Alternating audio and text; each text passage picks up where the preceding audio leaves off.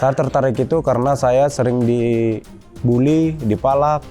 Saya diarahkan untuk melamar tentara. Rupanya melamar tentara juga kalah. Saya mau kerja tapi dipilihin motor gitu. Dipilihin juga, yang penting jangan pulang gitu. Ya udah jadi saya kerja di sana.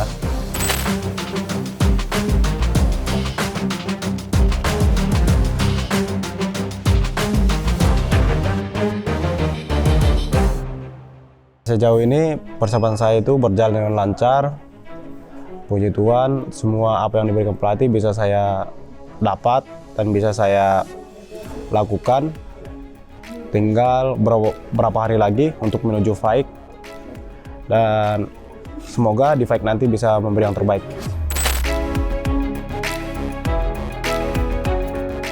Perasaan kita ya pasti kalau menang itu pasti senang, bangga.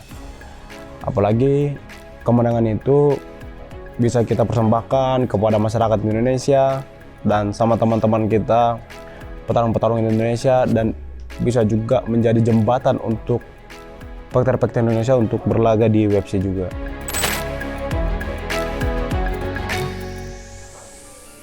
Sebenarnya ada beban lah, karena kita itu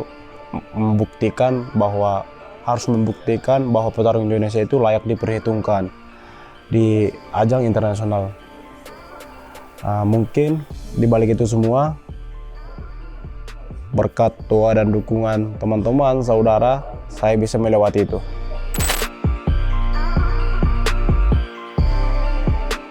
Saya tertarik ke dunia bela diri itu sejak umur 12 tahun.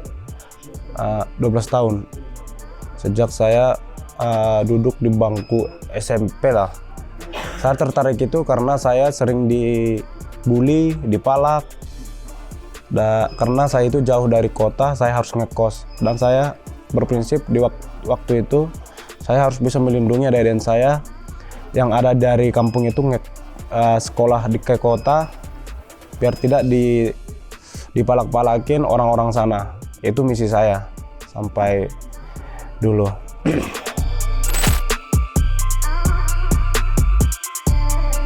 2016 waktu PON di Jawa Barat itu, saya memang salah satu atlet dari Sumatera Utara yang akan bertanding mewakili Sumatera Utara. Tapi ketika saya bawa bertanding itu, orang tua saya tidak setuju, karena orang tua saya berpikir atlet ini nggak ada masa depan, nggak ada artinya. Karena saya waktu SMP, SMA itu udah berprestasi di tingkat nasional maupun internasional. Yang mengeluarkan uang itu orang tua saya sendiri. Mungkin karena dilihat dari sisi itu, makanya orang tua saya tidak setuju. Saya diarahkan untuk melamar tentara. Rupanya melamar tentara juga kalah.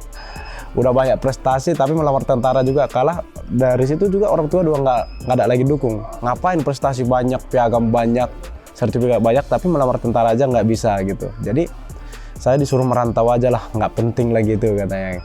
Tapi dengan bakat saya di perantauan juga, saya kembangin lagi tanpa sepengetahuan orang tua.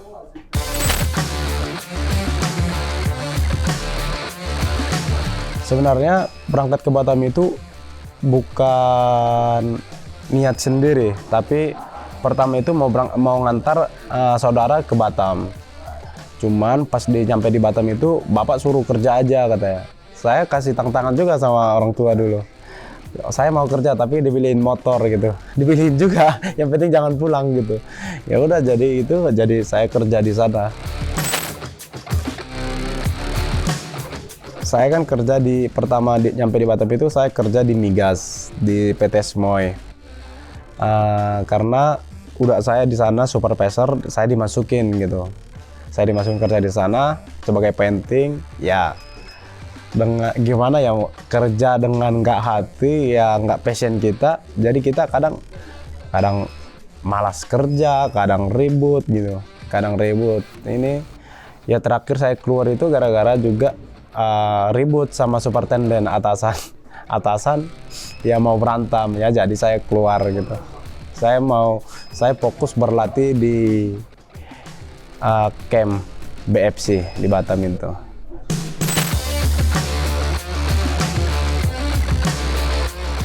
Pertama main di Wampret itu orang tua belum tahu. Pas udah 2 kali tanding, saya udah mulai izin minta 2 restu. Udah orang tua pun udah biarin aja. Dan ketik 2017 itu saya udah champion di Indonesia. Saya pulang kampung bawa sabuk buat syukuran di kampung. Jadi orang tua pun udah istilahnya udah bangga. Tapi tetap berpikir kalau udah bisa berhenti aja lah gitu. Tapi saya suka berantem kan, memang hobi saya berantem, makanya saya susah menstopkan itu.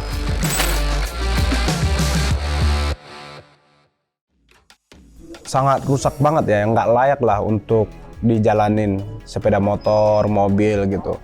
Karena mulai saya lahir gitu, nggak pernah jalan itu bagus, apalagi sekarang itu makin jelek ya. Kalau bisa kita lihat juga banyak sih di media-media Simalungun itu yang jalannya berlobang-lobang, longsor apa segala macam ya. Harapan saya sendiri, harapan masyarakat Simalungun, ya semoga jalan di Simalungun itu bisa diperbagusin, karena apa kewajiban masyarakat Indonesia itu juga kewajiban kita yang di sana gitu. Kalau memang beda ya nggak masalah kan, kita bangun sendiri, ini sama gitu. Kalau menurut saya itu, kalau diri saya sendiri, kalau keluarga itu sangat penting. Keluarga itu keluarga itu saya gitu. Menurut saya itu keluarga paling penting dalam hidup saya. Karena ketika saya tidak terjadi apa-apa, yang ada itu keluarga saya. Ketika saya pun menjadi contoh, jadi bintang, mau jadi apa, yang terutama itu keluarga saya. Karena hidup saya ini nggak bisa jauh dari keluarga, karena keluarga adalah segalanya. Saya bisa sampai sejauh ini karena keluarga. Walaupun dulu saya nggak didukung dari keluarga, tapi saya selalu mementingkan keluarga, karena itulah satu-satunya buat hidup saya bisa sampai saat ini. Nggak suka jalan-jalan sebenarnya, dan saya lebih suka istirahat itu karena saya tahu 2 hari lagi latihan lagi, kembali latihan lagi. Saya mengumpuli semangat saya, tapi karena adanya keluarga kemarin, saya terpaksa bawa orang itu jalan-jalan juga kan.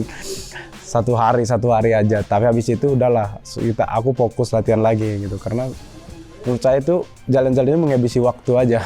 Karena kita latihan di Sendege itu ada tujuan kita bukan mau main-main. Kita nggak mau menyia-nyiakan perjuangan orang lain ya, menghabiskan ya dari materi, dari waktu untuk bantu kita di latihan itu. Masa kita sia-siakan gara-gara jalan-jalan? Yang penting kita ikutin juga latihannya, ikutin semua. Kalau hasil itu kan cuma Tuhan yang tahu. Yang penting kita ikuti aja prosesnya gitu.